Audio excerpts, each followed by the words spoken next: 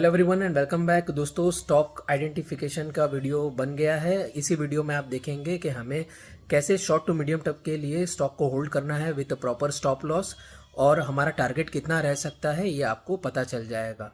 So keep watching this video. ये video थोड़ा लंबा है लेकिन आपको प्रैक्टिस भी करना होगा। I hope you understand what I am trying to say. So stay tuned and watch this complete video. Welcome back everyone. आज हम देखेंगे कि हमें कैसे स्टॉक सिलेक्ट करना है शॉर्ट टू मीडियम टर्म के लिए।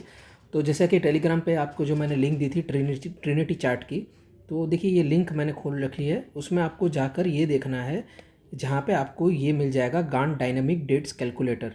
इस पे आएंगे तो आपने, उम्मीद करता हूँ देखा होगा, नहीं देखा है तो यहाँ पे देखिए ये trinitychart.com है, वहाँ पे जाके आप देख लीजिएगा।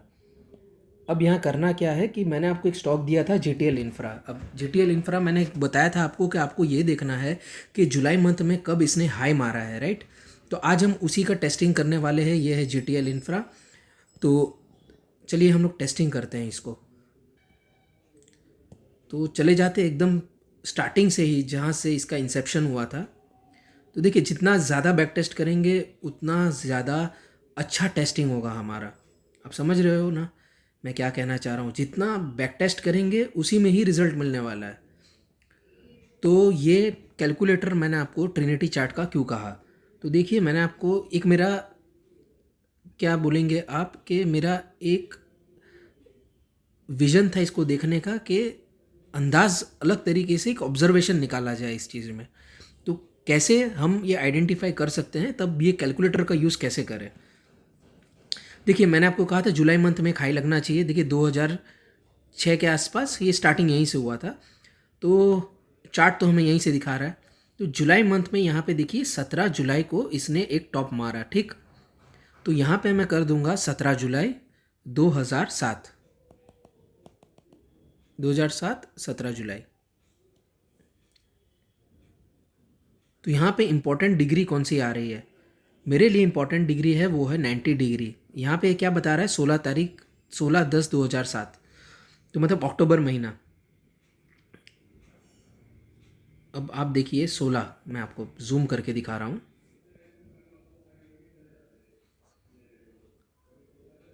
सोलह तारीख देखिए, यहाँ से अगर बाय करते हैं तो ये कहाँ से कहाँ जा रहा है।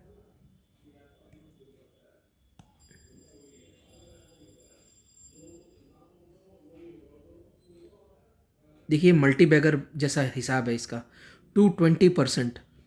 लेकिन इतनी खुशी नहीं रखनी है हमें। ये तो एक बार हो गया ना ऐसा, लेकिन कभी कभी नहीं भी होगा, कभी स्टॉप लॉस भी लगेगा। ये मैं आपको समझाने मांग रहा हूँ कि इसमें पोटेंशियल है कि ये मल्टी बैगर स्टॉक बन जाए हमारे लिए। चलिए अब देखते हैं नेक्स्ट कब जुलाई में इसने हाई मारा है। ये मेरा ऑब्जर्वेशन था कि मैंने जुलाई की डेट पकड़ी आप लोगों को समझाने के लिए, कि आपको एक पॉइंट मिल जाए जहाँ से आप पकड़ के स्टार्ट कर सको, ठीक है। तो यहाँ पे तो कोई हाई जुलाई में मारा नहीं है, मुझे चाहिए जुलाई में हाई मार, यहाँ लो मार दिया है। तो जुलाई में आई नीड अ हाई। देखिए यहाँ पर भी मारा है इसने जून में, नहीं चाहिए मुझे। यहाँ भी जुलाई 2011 हो गया, 2012 जुलाई जुलाई जुलाई, हाँ देखिए यहाँ पे कुछ हुआ है। तो देखिए 2012 में 18 जुलाई, ठीक है, 18 जुलाई की डेट हम डाल देंगे, यहाँ 2012 कर देंगे।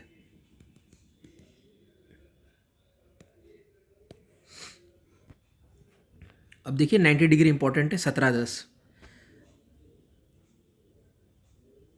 देखिए 17/10। अब यहाँ पे मैंने आपको पहले कहा था ज़्यादा खुश होने की ज़रूरत नहीं है इसमें। स्टॉप लॉस कभी कभी हिट भी होगा, हम प्रॉफिट कैसे बुक करेंगे हमें ये देखना है। 17 अक्टूबर यहाँ पे डेट आई, ठीक है। अब 17 अक्टूबर को यहाँ से मैं अगर ख़रीदता तो ये पहले पहले कितनी नीचे गई, ऑलमोस्ट 11% नीचे गया। लेकिन इसने हाई कितना परसेंट गया, ये 15 टू 16% मान सकते हैं, 16% ही हाई गया ये। तो मतलब 855 से लेके 990। तो ये जुलाई का हाई ब्रेक हुआ नहीं है, ठीक है, वहाँ से ये नीचे आ रही है। तो हमारा स्टॉप लॉस क्या रहेगा इसके लिए, क्योंकि ये छोटा छोटा स्टॉक है, तो हमें एक स्टॉप लॉस तो आइडेंटिफाई करना ही होगा कि हमें स्टॉप लॉस लेकर चलना है। देखिए इधर आए,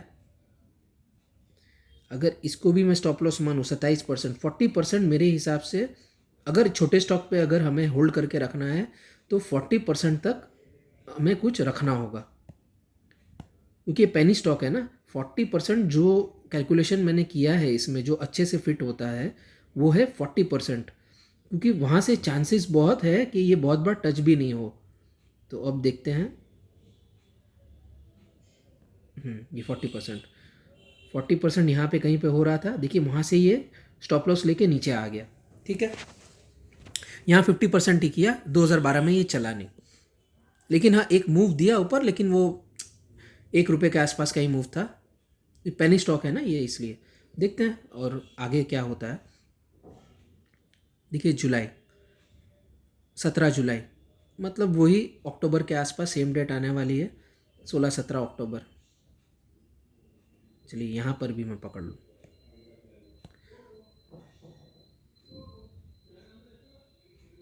यहाँ से पकड़ूँ तो मेरा फर्स्ट टारगेट हमेशा रहता है कि जुलाई का हाई ब्रेक कर दे।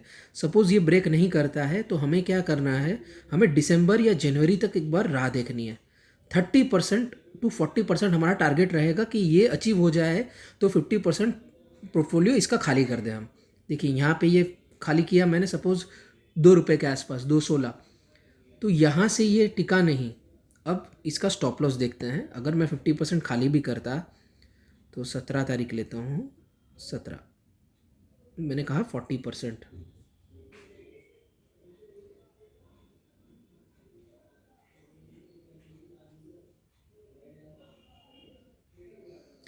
$0.93। अब देखते हैं 0.93 आया कि नहीं कहीं पे भी। 0.93 ये स्टॉप लॉस लेने आया है कि नहीं, नहीं लेने आया, नहीं लेने आया। मैंने इसको ऐसे ही रखा, देखिए ये 4 रुपये तक आ गया। तो ये स्टॉप लॉस रखना ज़रूरी है। आप समझे मेरी बात। हर एक स्टॉक के लिए अलग अलग स्टॉप लॉस डिफाइन होगा, आपको ये मान के चलना होगा। आपको खुद डिकोड करके ये स्टॉप लॉस निकालना है कि कितना सेफ रहना चाहिए इसमें। मैंने 40% निकाला क्योंकि मैंने देखा कि एक बार हिट हो जाए, लेकिन जब हिट नहीं होता तो ये बहुत अच्छी रैली देता है। चलिए और आगे जाते हैं।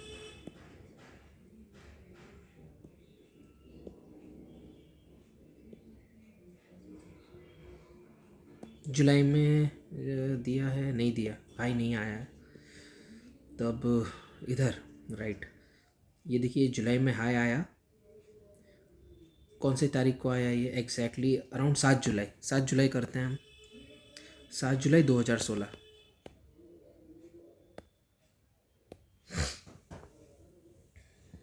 तो 90 डिग्री इंपॉर्टेंट है, 6-10।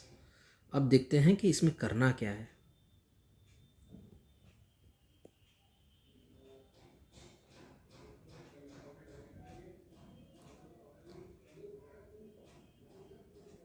छः दस, ठीक है, दिखाता हूँ मैं आपको रीज़न भी बताऊँगा कि यहाँ आप क्या कर सकते हो। 20% और नीचे 40%, देखिए हिट हो गया, ये सस्टेन नहीं किया। 40% हिट होने के बाद, इस 42% हिट करने के बाद ये ऊपर ही आ गया, सस्टेन नहीं किया। फिर देखिए यहाँ से ऊपर है ये। तो यहाँ आपको क्या करना है, देखिए जुलाई मंथ मेरे लिए इंपॉर्टेंट होता है कि अक्टूबर महीने के आसपास ये नीचे रहे, पर ये तो ऊपर चला गया ना। तो यहाँ पे एक चीज़ आप क्या कर सकते हो कि यहाँ पे आप ट्रेड ना लो, फिर भी लेना है तो ये 40% की तैयारी रखनी होगी। ये दिखाना आपको बहुत ज़रूरी था मुझे। 40% की तैयारी रखनी होगी क्योंकि यहाँ पे ये ऊपर चला गया है। अगर ये 42% हिट होकर भी नहीं टिका, नीचे ऊपर आ गया, तो देखिए एक रैली मिल रही है अच्छी। आप समझ रहे हो, ये टेस्टिंग आपको करना होगा। मेरा काम था आपको समझाना, अच्छे से मैं समझा रहा हूँ आपको। जितना अच्छे से आप टेस्टिंग करोगे आपको उतना कॉन्फिडेंस बढ़ने वाला है। और आगे आते हैं, चलिए।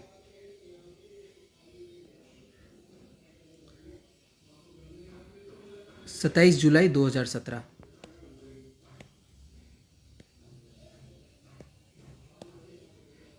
कौन सी डेट आ रही है? 26/10,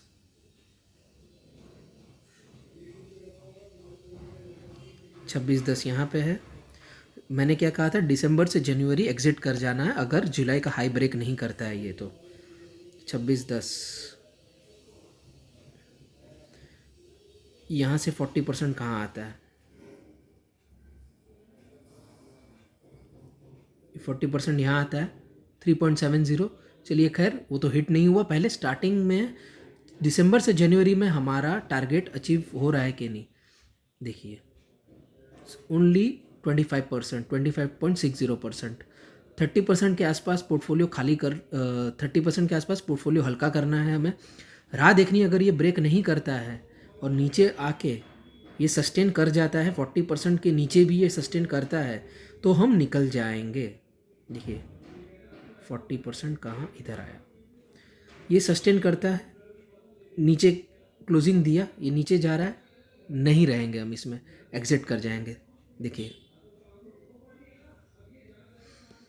अब जुलाई मंथ में 2019 में भी इसने हाई नहीं मारा है, 2020 में इसने जुलाई मंथ में हाई मारा है क्या, ये रहा 2 जुलाई 2020।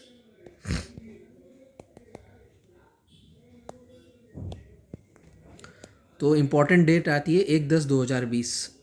तो 1/10/2020 से हमें देखना है कि हम क्या कर सकते हैं इसमें।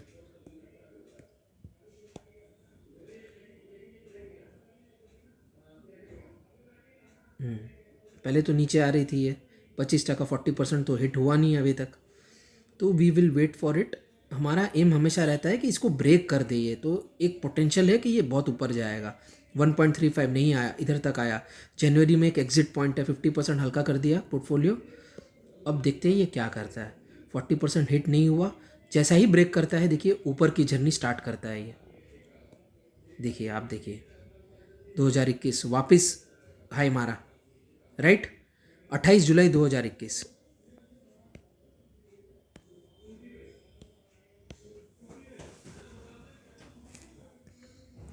27/10/2021, 26-27, यहाँ से जनवरी तक एग्जिट करना है हमें। देखिए कितना परसेंटेज हुआ देख लेते हैं, क्योंकि यहाँ पे डिस्टेंस काफ़ी बड़ा था इस बार।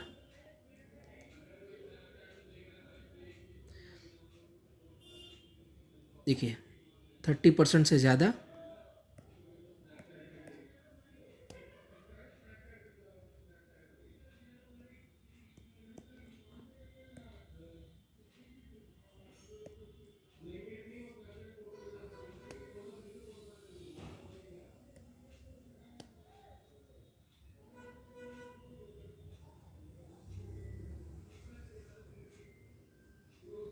सिक्सटी परसेंट ऊपर आ गया। ये हमारा टारगेट रहता है 30% ही रखो, हल्का करते हैं। देखिए ऊपर आया, जनवरी तक एग्जिट 66%, 90 का 40% कहाँ आ रहा है देखते हैं। चलिए अब ये 40% 0.89, क्या ये बाद में हिट होने वाला है?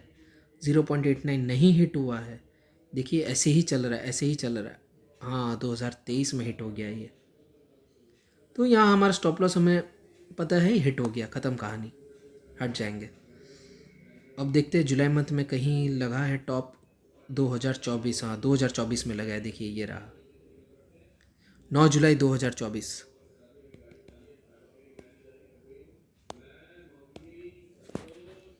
8/10/2024।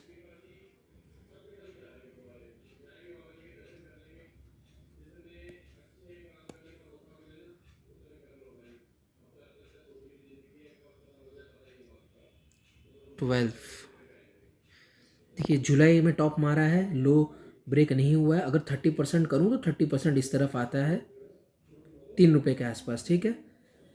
ये हाई जर्नी काफ़ी लंबी है ये वाली, तो यहाँ पे 40% कहाँ आएगा, 40% इधर आएगा 1.37, ये डेंजर लेवल है, ठीक है। हमारा जो था कि हमें यहाँ से यहाँ 30% मिल रहा है कि नहीं। दिसंबर भी पार हो गया, ठीक है।